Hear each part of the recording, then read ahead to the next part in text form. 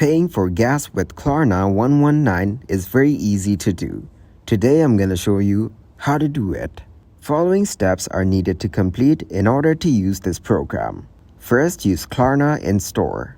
Then, log in to the Klarna app. So, choose in-store and search for Chevron or Texaco. Here, create a digital in-store card for $75. Any unused amount will be credited back to the account. In the end, add to your Apple or Google Wallet. Tap to pay at the pump or in the station. Doing this, you can pay for gas with Klarna 119.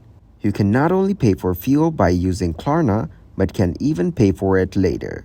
Klarna is known for offering buy now, pay later financing solutions, which allows you to divide your costs into interest-free payments over a specified period.